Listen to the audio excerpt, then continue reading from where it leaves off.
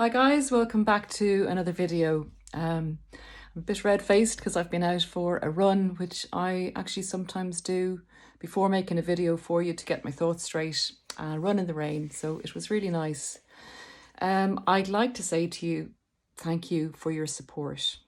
I know sometimes I forget to say this, but I'm getting to know a lot of you guys on a one-to-one basis, and this is a just amazing community. I really, really love it, and I'm so glad I found it. Yeah, so thank you. And guys, if you're new to the channel and anything here you find is of value, will you consider subscribing or sharing, because it will get the information about narcissistic abuse further up in the scale on the platform and on YouTube, and someone out there needs to know this information today. Someone needs to know. It'll save them from a pretty bad experience, as we all know.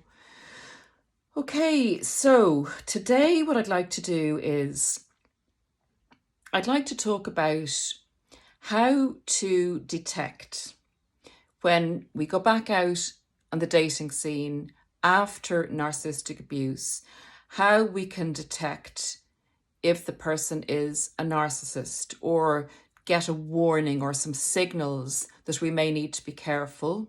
And I think this is a two-pronged approach, because in that information, it can also help people who don't know, we're not sure if they were with a narcissist, but maybe have been discarded or had to leave a relationship, and they're Googling because it was such an unusual experience and they found out some information and they'd like further clarification as to were they actually with a narcissist. And again, disclaimer, this is my opinion based on experience and research, and no one can diagnose anyone else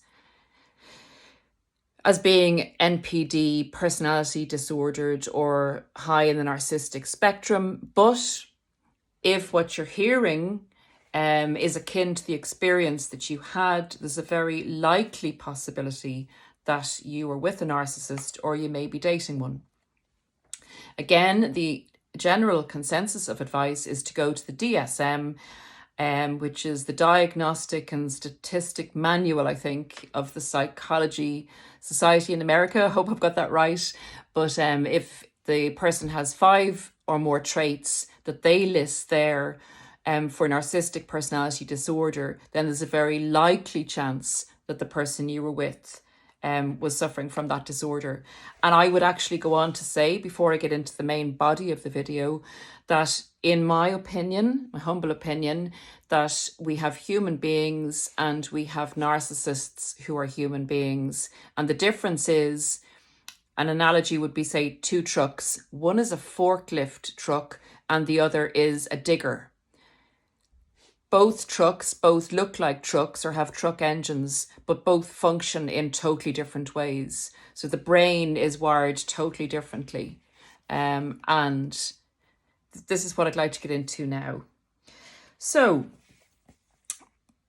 we're going to take it from the dating angle. So you're going back out into the dating world, and you're really worried that, you might meet another narcissist, and you do not want to go through that excruciating experience again, where it was literally torture going through it and torture coming out of it. And you're healed, and you don't want to be hypervigilant either. You don't want to be kind of looking at everyone and saying, oh, are they a narcissist? Oh, I can't get, to know them. And, you just don't want to be like that. You want to be your normal, healed, lovely self. So taking it from that angle, I would say look at the people that are in this community and take heart from that. There are a lot of loving people out there, and there's only a certain percentage of people who are narcissists or who are full-blown NPD, personality disordered people. So with your empathic strength, go back out there, and I hope the following will help. The following points will help in your in enhancing your narc detector. So first of all, you've been narcissistically abused in a romantic, intimate relationship, situationship, or whatever you want to call it, transaction. So having come out of that and healed, you are now equipped with a narc radar.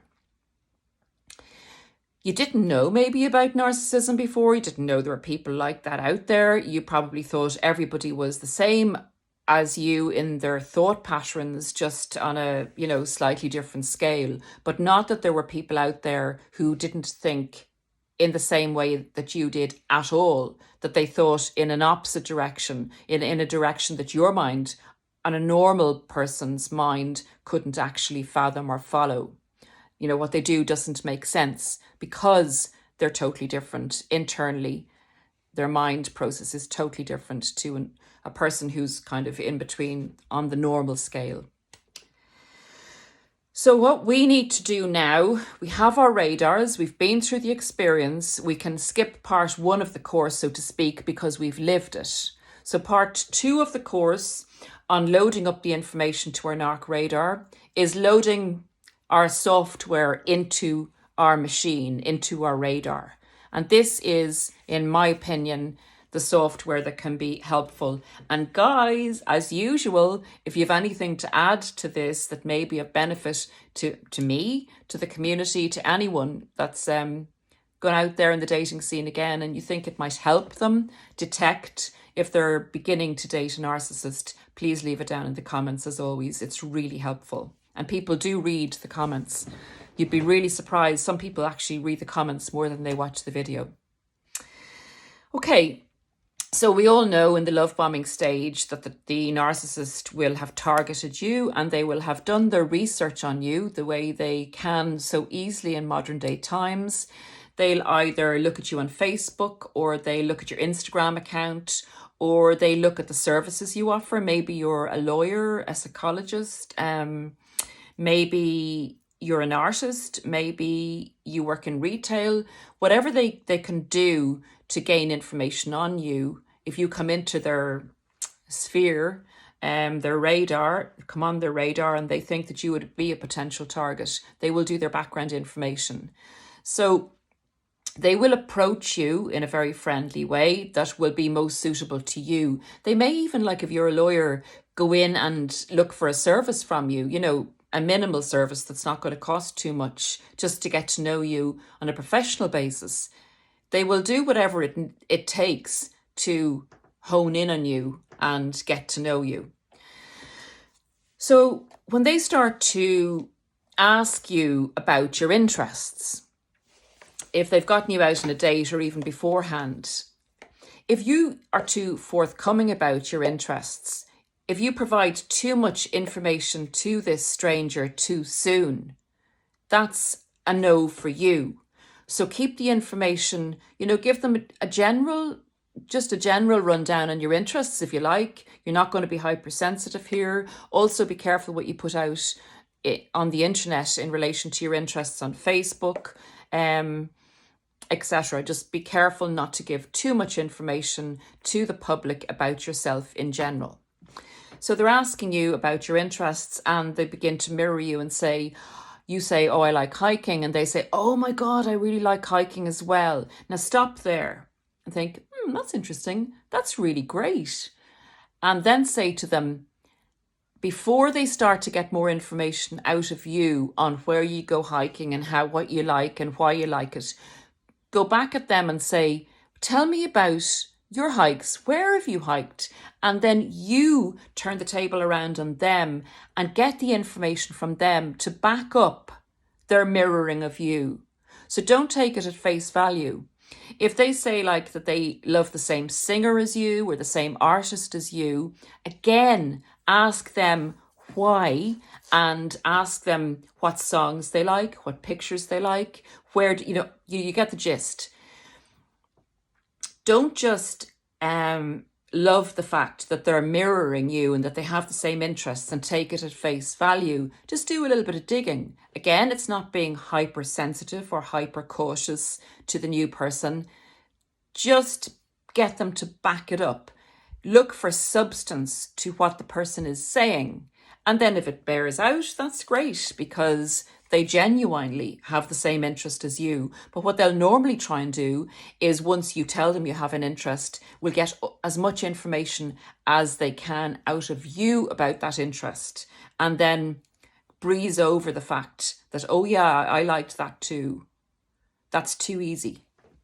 So that's the first thing I would say. The second thing I'd say is narcissists will try and rush us into becoming intimate. They will try and rush us into commitments.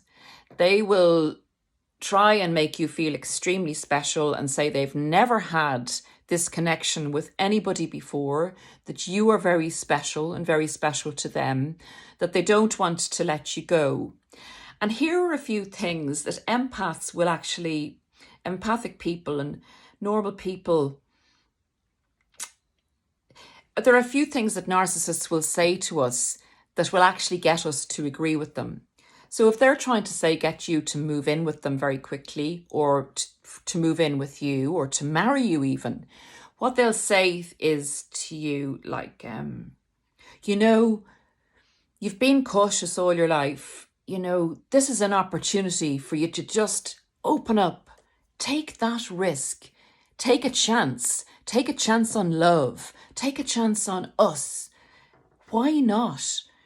Sometimes you have to break out of who you are and do something different.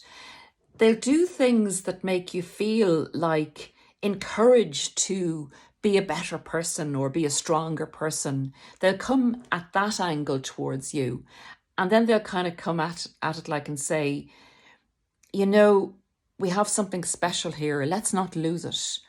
And then if you're further down the line, they'll say to you, do you have a problem with commitment? Because I definitely don't. And I really want to commit to you. And I'm kind of questioning your commitment or your love for me. And they'll kind of come at it at that angle so that you tend to want to prove it to them and go along with their rush because they put a positive spin on it and then they come in the other way at you and try and get you to prove your love for them. These are all red flags. A person who loves you gives you space and time to make up your mind about how fast you would like to take the relationship. It's a reciprocal, are you okay with this? Yes, I'm okay with that.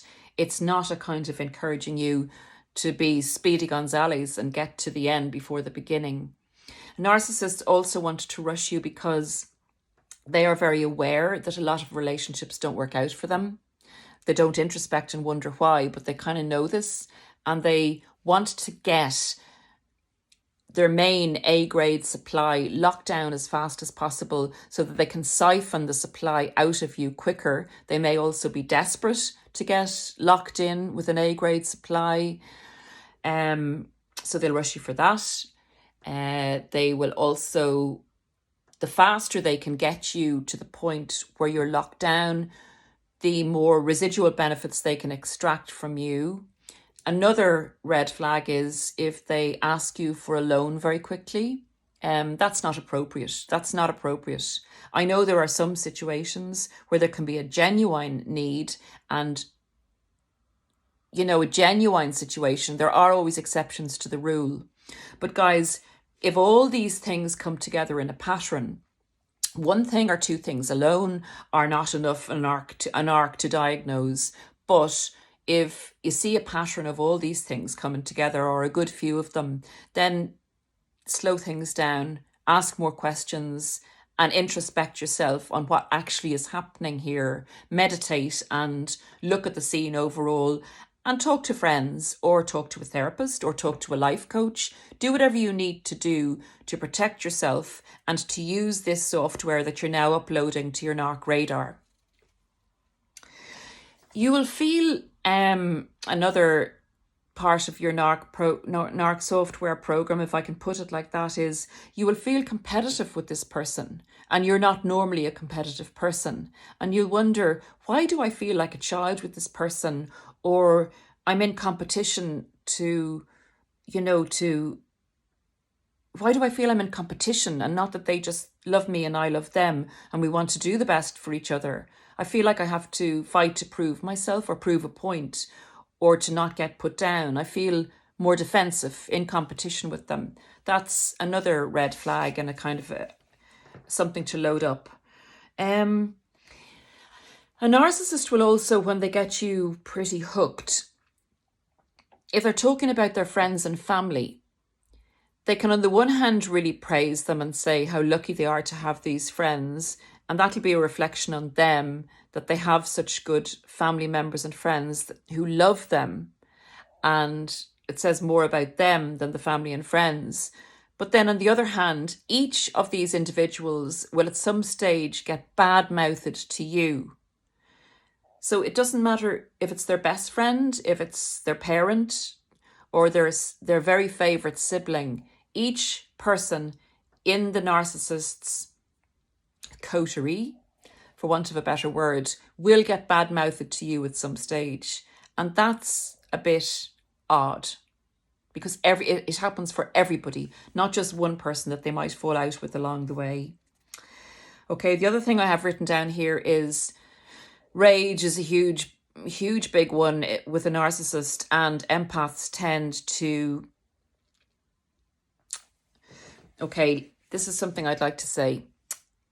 I would like you to use what I call instinctions. So this is a word I've made up. So it's not your emotional reaction to something. It's your primary, what we used to have as a primary warning signal at the back of our brain when we were running around in forests in loincloths and we were very primal. We used our instincts, our primal instincts, which I want to call instinctions instead of emotions. That part of our brain no longer really works as well for us, because when we do feel something in our gut, when our primal instinct tells us there's something wrong, our logical brain and our emotions can tend to override that so that we don't actually feel it anymore. We don't feel that warning. It lodges in our subconscious. But one of the things that is a big warning can be when the narcissist rages and they use loads of insults against us. So it's not a normal argument you'd have with someone else. Something goes off in your head and tells you, this person isn't normal. The extent of the rage and the way they're going at the argument isn't normal. I feel like they've lost it, that there's a loop there that's missing. And then you can kind of run that down and say to yourself, well, everyone's different. Everybody approaches things differently. Your empathic, emotional, logical brain can try and override your instinctions. So try and not let that happen. Try, if your brain says to you, this isn't normal, not to override it, and to sit in that moment and say, actually, this isn't normal. So let me just put that in my brain as a kind of a picture, as a file to create, and to see if there's anything else I can add to that to help me come to a conclusion as to who I'm with, to analyze whether this is a good thing for me or it isn't a good thing for me. This is what we can learn now, having our radars, having been through narcissistic abuse. We're much more in tune with the signs of who and what a narcissist is. But we can still tend to go into another relationship with another narcissist and ignore this all over again. So that's why I'm saying use your instinctions and listen to them. The next thing, of course, is a big one, the gaslighting, they lie and cheat. I mean, again, non-narcissistic people do this as well, but if it loads up with all the other warning signs, then it's a big warning sign.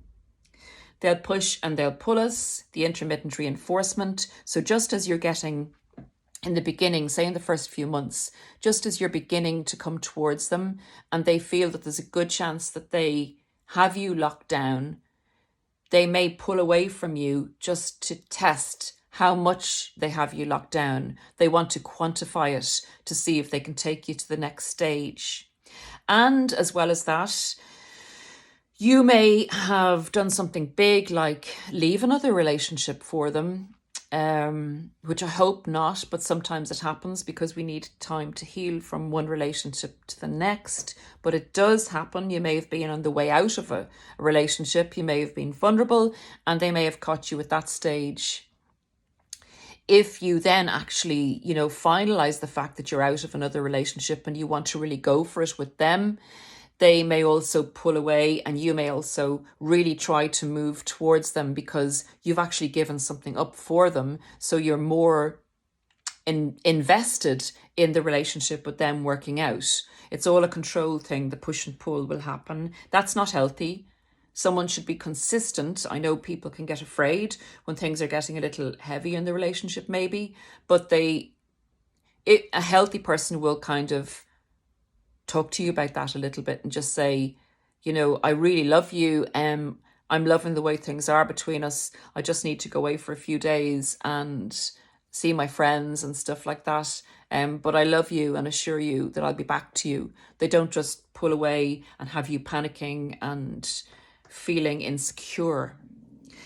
The other thing is the isolation. A narcissist will also often ask you to actually up sticks and leave your home to get you away from your friends and family and anyone that's going to minimize their total control of you.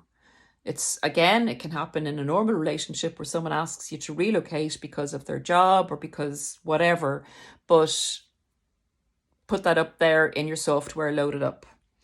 The other thing then in relation to our instinctions and that primal part of our brain is if we meet someone else, again, they're a narcissist, and we tend to understand away all the signals that we're getting. Our primal brain will, in desperation, if we're overlooking the signs, the warning signs of the narcissist that we may be with, again, our primal brain will burst out through our dreams. It won't allow us to be in a dangerous situation. If we don't listen to it on a conscious level, listen to what our body, our instincts, our instinctions are telling us, then it will come into force through our dreams. And I'd love to know, guys, when you were with the narcissist, what your dreams were in relation to any warnings that you got in your dreams.